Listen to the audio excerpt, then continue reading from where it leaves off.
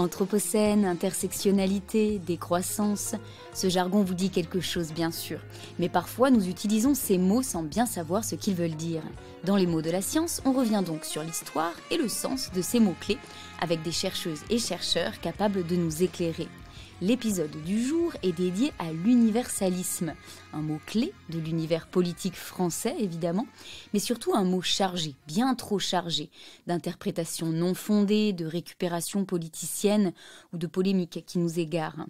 On accueille donc le politiste Alain Policart pour revenir calmement sur l'histoire du mot universalisme, son usage enflammé et comment éventuellement lui redonner ses lettres de noblesse.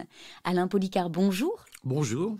Vous êtes donc chercheur en sciences politiques, rattaché à Sciences Po Paris, et vous publiez ce mois-ci un ouvrage fort utile qui s'intitule « L'universalisme en procès ».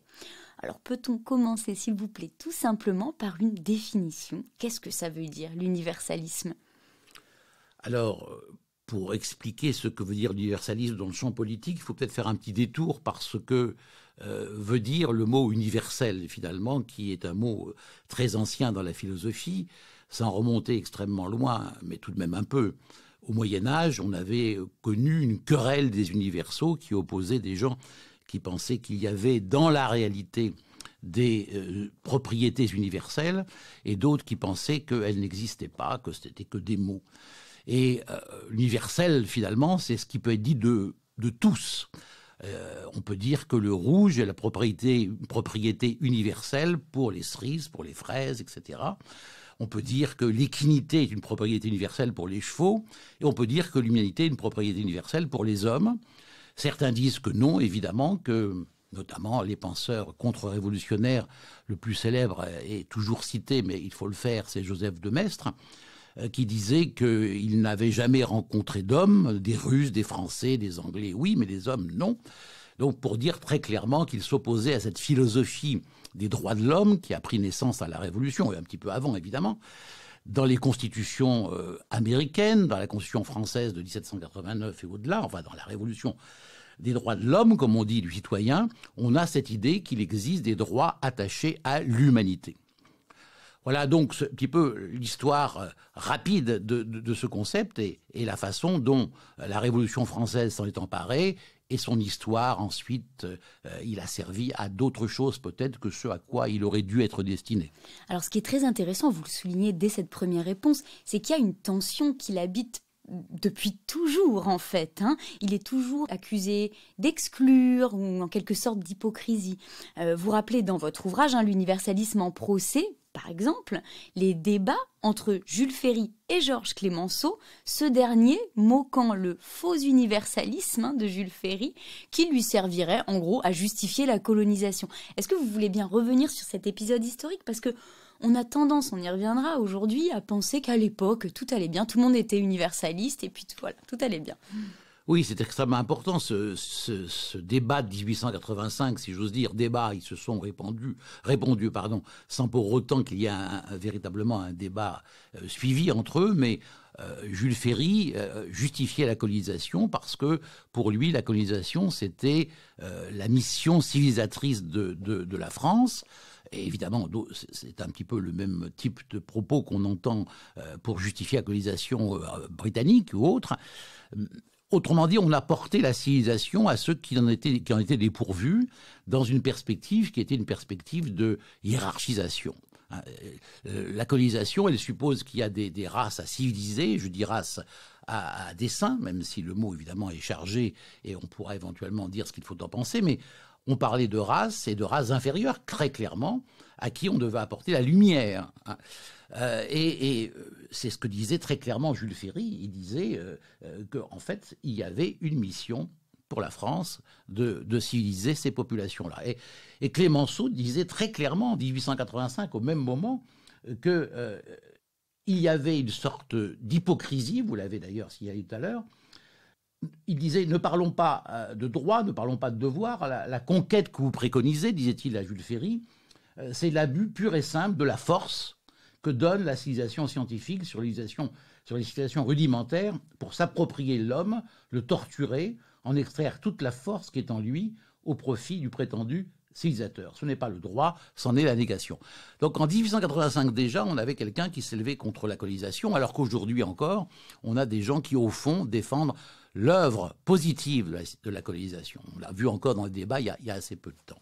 Alors ce débat entre Jules Ferry et Georges Clemenceau, cette tension que l'on sent autour de l'universalisme, eh bien, elle se poursuit dans le monde des idées chez les intellectuels tout au long du 19e et du 20e siècle.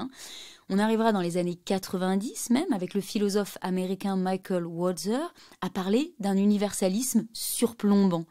Alors, Walzer ne fait que reprendre des choses, enfin, il le dit de façon lumineuse et importante.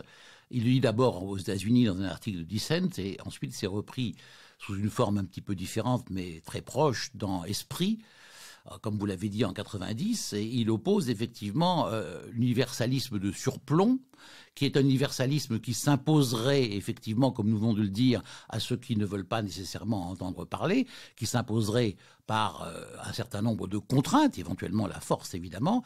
Ce qui est intéressant chez Walzer, c'est qu'il oppose deux traditions dans le judaïsme prophétique.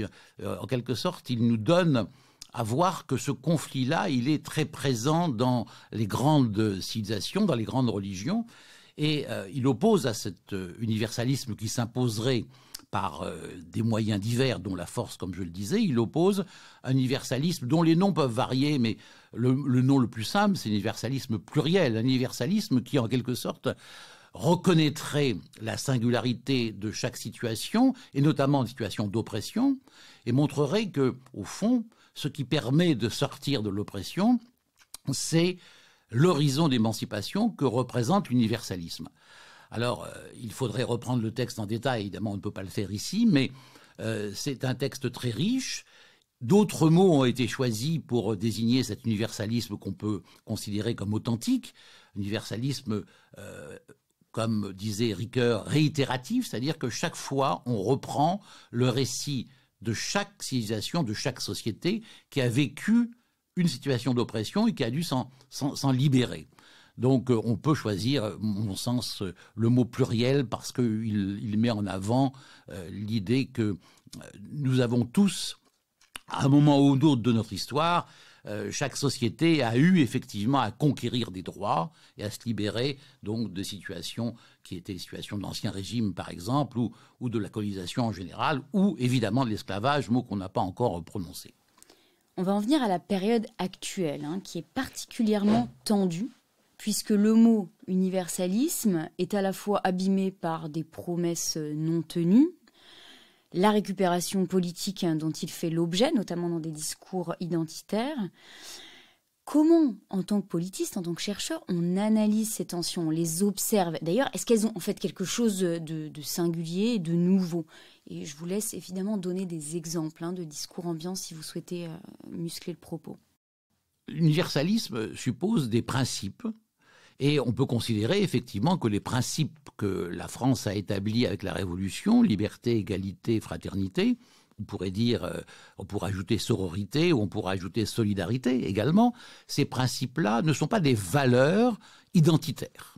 Or, ce qui se passe aujourd'hui, c'est que ces principes sont revendiqués non pas comme ils devraient l'être, mais comme des valeurs qui caractérisent l'identité de la France. Autrement dit, ils servent au fond, à dire que certains sont capables d'épouser ces valeurs et d'autres non. Il y a eux, il y a nous. Et évidemment, le problème central aujourd'hui que la France connaît, on le voit bien avec la campagne présidentielle qui débute et la campagne notamment d'Éric Zemmour, on voit bien que le sujet, c'est l'islam. Le sujet, c'est est-ce que les musulmans sont assimilables? Et l'idée, c'est qu'il y a effectivement des gens qui ne le sont pas. Et ça, c'est profondément pervers. Et ça crée un clivage qui est absolument délétère entre ceux qui sont capables de comprendre et de vivre ces principes et ceux qui, en raison de leur religion, en seraient incapables. C'est un non-sens absolu, évidemment, mais il y a, vous m'avez dit de donner des exemples, il y a tout de même des gens qui invoquent la laïcité, qui est aussi dans notre Constitution, qui peut être considérée comme un principe et non pas comme une valeur. La laïcité, c'est un principe juridique de séparation entre l'Église et l'État. Ça n'est pas une valeur d'identité qui ferait que certains seraient capables de laïcité et d'autres en seraient incapables. Donc ça, il y a chez certains républicains autoproclamés, qu'on trouve notamment à ce qu'on appelle le printemps républicain, des gens qui considèrent que la laïcité doit être en quelque sorte non pas inclusive, comme c'est sa philosophie première, mais exclusive. Au fond, la France confond depuis pas mal de temps l'universel et l'uniforme. Il faudrait que, le mot n'a peut-être pas encore été utilisé au tout début, mais il faudrait que les gens qui viennent d'ailleurs s'assimilent, alors que l'assimilation, c'est au fond l'abrasion des différences, la disparition des différences. Et ce qu'on peut demander à des gens qui veulent vivre dans un pays donné, c'est qu'ils en épousent les principes juridiques, les principes politico-juridiques, disons, et non pas les mœurs de façon extrêmement précise, comme par exemple celles qui touchent à des choses secondaires comme l'habillement. Vous voyez où je veux en venir. Le foulard islamique a été un sujet de débat et reste un sujet de débat qui me paraît, qui aurait dû être évité. Et en quelque sorte, la mauvaise compréhension de ce que représente le foulard chez celle qui le porte est à l'origine, si vous voulez, d'une tentative de récupération politique au nom, par exemple, de l'égalité des droits.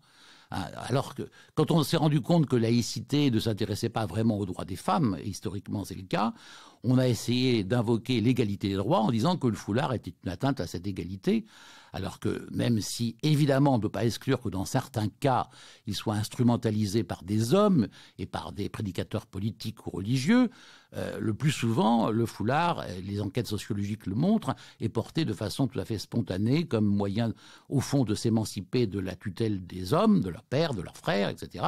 Et aussi comme pratique religieuse, même si la pratique religieuse peut être discutée, est-ce qu'elle est conforme à la lettre du Coran ou pas, mais tout ça est tout à fait secondaire. On n'a pas à se préoccuper de ces questions religieuses quand on n'est précisément pas un adepte de cette religion-là. On va faire une toute petite pause musicale et écouter un extrait qui va venir nourrir notre discussion. Il s'agit d'un titre du rappeur Youssoupha qui est intitulé Négritude et qui est donc un hommage à Aimé Césaire. On en écoute un morceau. Il y aura des mauvaises langues et des grandes gueules, mais notre identité est grande, faut qu'on soit digne de sa grandeur. J'ai de l'amour, peu de bravoure, mais j'ai un grand cœur. Ma négritude met ce pays face à ses grandes peurs. La rancœur, la pression est telle, tant de questions pour une culture à la couleur ébène. Et même entre nous on se plafonne, t'imagines pas le nombre de frères qui me conseillent de renoncer à ce titre d'album. Changer la donne, négritude en guise de signature. Cherche pas le mal dans quelques erreurs et quelques ratures. Caricature d'un jeune Renoir dealer, ça serait plus cool d'appeler l'album Nique ta mère ou bien Drug Dealer. Me prends pas pour un leader, je suis limité. Je suis un mauvais porte-parole, j'en ai même pas la légitimité. J'ai imité le poète en reprenant ses termes. Je rends à Césaire ce qui appartient à Césaire. D'une identité, c'est sûr, d'une identité réconciliée avec l'universel. Pour être universel, il fallait commencer par nier que l'on est nègre. Au contraire, je me disais, plus on est nègre, plus on sera universel.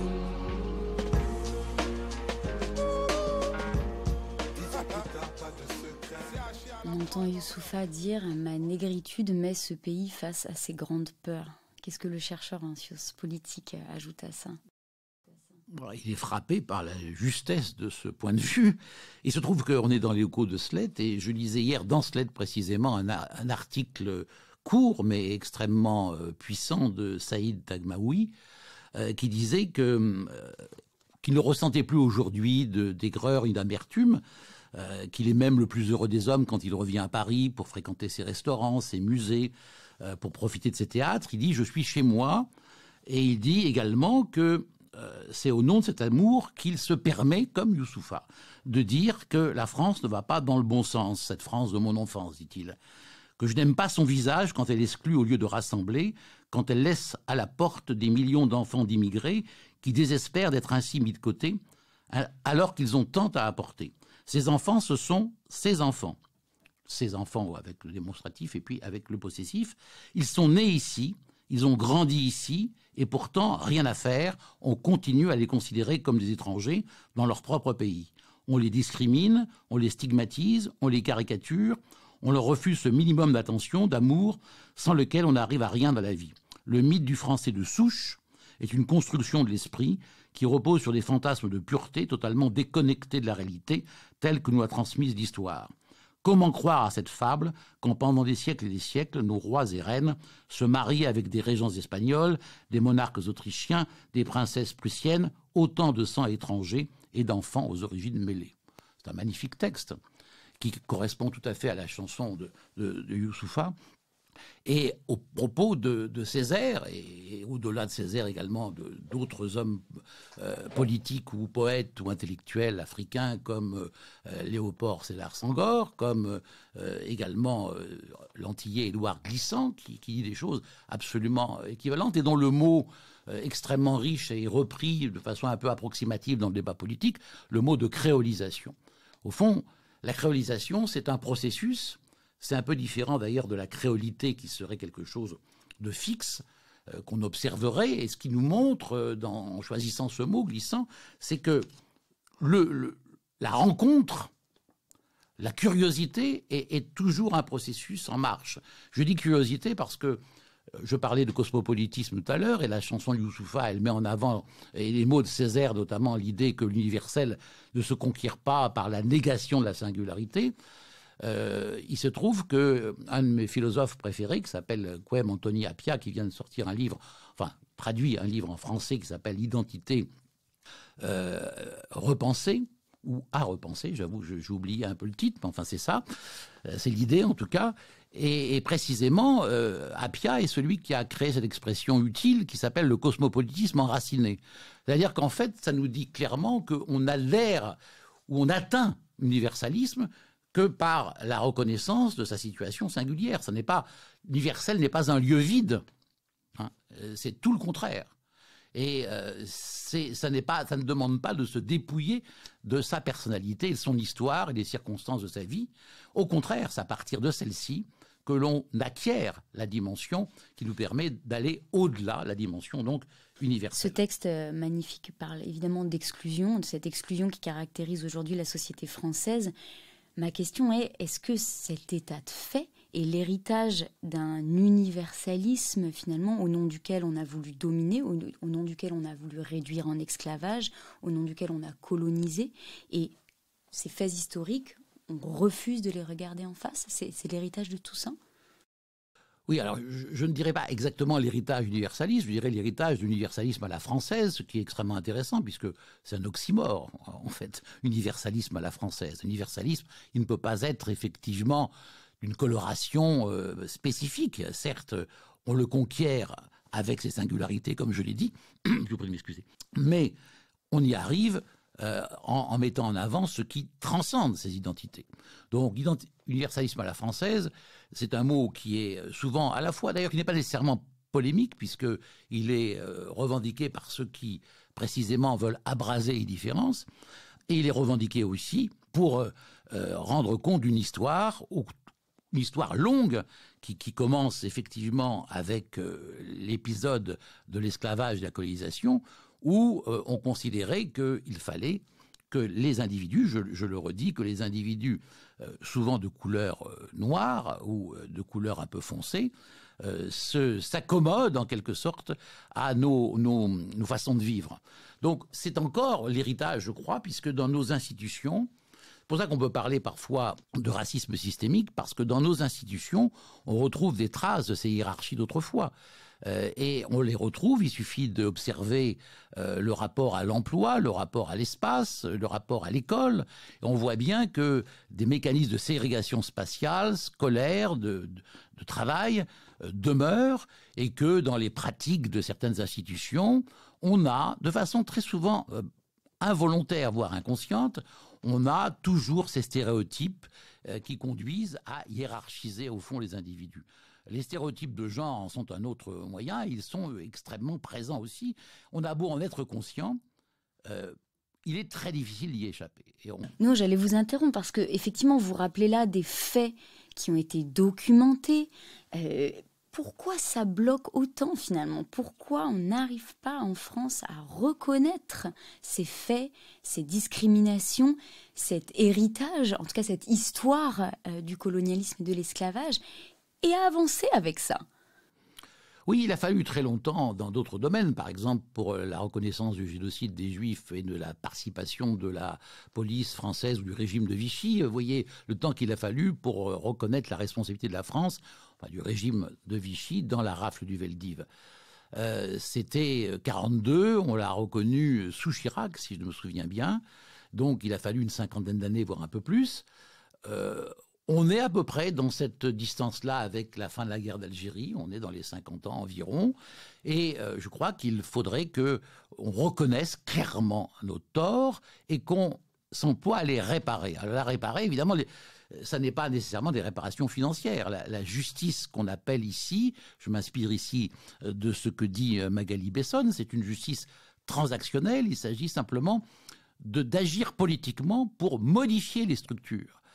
Il faut en quelque sorte, alors aux États-Unis c'est plus facile à voir parce que l'esclavage a été encore plus présent et la hiérarchie raciale encore plus que chez nous, mais beaucoup de philosophes américains, et notamment une philosophe qui s'appelle Nancy Fraser, parlent de déracialiser la société américaine.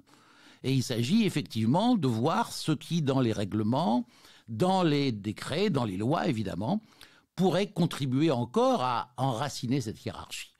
Et les Américains en sont assez conscients et les choses progressent à mon avis, même si évidemment on est très loin du compte. En France, on a un peu plus de mal parce que je crois qu'on a l'idée qu'il y a une sorte d'exceptionnalité française. Les Français ne peuvent pas faire mal finalement de façon durable. Alors je ne voudrais pas paraître ici un antipatriote fervent, je suis attaché à mon pays, je suis très heureux d'être français. Je ne suis pas fier de l'être parce qu'être fier de ce qu'on n'a pas choisi, ça n'a pas de sens. Je suis très heureux d'être français, mais néanmoins, je vois qu'il y a une difficulté pour la France à reconnaître ses torts. On commence, puisque, vous le savez, certaines œuvres d'art vont être rendues au Mali. Ce n'est pas sans rapport avec notre sujet, hein. L'appropriation culturelle, c'est un thème extrêmement difficile, évidemment. La culture n'appartient en fait à personne. Il n'y a pas de raison de l'approprier et de la fixer à une origine quelconque. Mais néanmoins, il y a eu des torts qui ont été commis par le pillage que la colonisation a entraîné. Et là, c'est bien de rendre ces œuvres. Ça me paraît un premier moment. De ce point de vue-là, je dirais que le président de la République actuelle est plus conscient que ses prédécesseurs de cette nécessité. Oui, dans votre ouvrage, L'universalisme en procès, vous racontez bien que face à tous ces constats, il peut être intéressant tout de même donc de conserver le terme d'universalisme, presque le projet, de s'en servir, je vous cite, comme un logiciel permettant d'éviter la fragmentation de notre société, et que pour y parvenir, eh bien effectivement, il faudrait en passer par ce que vous venez de citer, qui ressemble à des manières de réparer et d'avancer. Vous dites, et j'aimerais qu'on en finisse par là, parce que c'est une expression qui elle aussi est vraiment sujette à polémique et à incompréhension, il faudrait aussi en passer par ne pas nier le privilège blanc. Est-ce que vous voulez bien nous expliquer ce que ça veut dire, en France, d'admettre qu'il y a un privilège blanc? En fait, à mon sens, si on ne reconnaît pas l'existence d'un privilège blanc, c'est comme si on ne reconnaissait pas l'existence du racisme. Parce qu'en réalité, il y a des gens qui sont désavantagés par leur couleur de peau, par leur identité raciale, comme dit Appia, que j'ai cité tout à l'heure. Si certains sont désavantagés, ça ne peut pas être sans que d'autres, au contraire, aient un certain avantage. Alors qu'on l'appelle privilège est un mot qui résonne mal en France parce qu'on a aboli, vous le savez, en août 89, les privilèges, mais néanmoins, on peut considérer qu'il s'agit là d'une propriété qu'ont les Blancs de ne pas être discriminés parce qu'ils sont Blancs. Et c'est d'ailleurs la même problématique qui se pose lorsqu'on s'interroge sur l'existence d'un racisme anti-blanc. Et ce point est assez mal compris. Et il est en rapport avec l'existence du privilège blanc. Parce qu'il n'y a pas de racisme anti-blanc si on considère le racisme comme un système de discrimination qui fonctionne, même sans pour autant que tout le monde soit, comme je disais tout à l'heure, conscient d'être raciste. On peut avoir tout à fait conscience, au contraire, de vouloir ne pas l'être, mais néanmoins, les institutions que l'on sert peuvent entraîner qu'il y a des gens qui aient des avantages et d'autres des désavantages. Le racisme anti-blanc, si on le considère comme une opinion, voire une idéologie, bien évidemment, il existe. On peut pas, il serait déraisonnable de penser que des gens, parce qu'ils ne sont pas blancs, ne serait pas capable d'avoir du racisme à l'égard à des Blancs, c'est-à-dire de les discriminer, de les insulter. Enfin, discriminer, c'est pas le bon mot. Ils peuvent le faire lorsqu'ils sont en situation de majorité, bien sûr. Mais dans nos démocraties majoritairement blanches d'aujourd'hui, il n'y a pas de Blanc qui soit discriminé en tant que Blanc.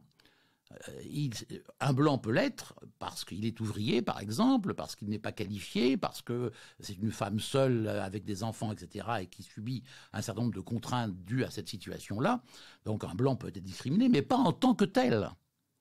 Et c'est pour cela que je crois que le racisme anti-blanc est une expression que l'on doit rejeter. Vous l'avez évoqué à plusieurs reprises au fil de cet entretien, vous prônez le détour par la notion de cosmopolitisme, et notamment pour réussir à ne pas se débarrasser de cet universalisme qui est au cœur de notre propos. Est-ce que vous voulez bien nous expliquer ce que veut dire cette idée de cosmopolitisme et pourquoi vous y êtes autant attaché ? Oui, je cite dans mon ouvrage une belle phrase de Appia que décidément j'aime beaucoup, comme vous l'avez fini par le comprendre. C'est quelqu'un qui a pour moi une très grande importance. Il dit notamment, si nous voulons tous les deux, en parlant de l'étranger et de nous-mêmes, si nous voulons tous les deux, nous avons la possibilité de finir par nous comprendre. Et alors, cette idée-là, évidemment, de la possibilité de se comprendre, elle renvoie, je crois, à une idée fondamentale qui est une idée que l'anthropologie met en valeur, c'est que nous avons des structures mentales dans l'espèce humaine qui sont communes à toutes les cultures. Alors évidemment, ce point est discuté parce qu'il y a en face de cette idée-là des gens qui disent qu'ils sont relativistes, qui considèrent que les structures de pensée varient considérablement d'une culture à une autre. Mais en fait, je crois que la compréhension que nous pouvons avoir par rapport à une culture qui n'est pas la nôtre indique que probablement il y a des universaux qui sont des universaux qu'on peut appeler linguistiques, comme le faisait Chomsky, l'universaux qui consiste à dire qu'il y a dans le langage humain des structures donc universelles, ou des structures de parenté, comme le disait Lévi-Strauss, qui sont universelles, et donc au fond des choses qui lient l'espèce humaine à elle-même, indépendamment des cultures que nous avons. Voilà, cette idée-là me paraît fondamentale. Donc je lis, moi, si vous voulez, l'anthropologie et la politique pour aborder ce thème du cosmopolitisme, que j'aborde par l'idée que nous sommes tous dans une condition de vulnérabilité, que nous sommes tous, comme le dit Achille Mbembe, nous sommes tous des passants. Cette idée que nous sommes tous des passants me paraît tout à fait essentielle. Alain Policar, un immense merci. Merci à vous. C'était les mots de la science.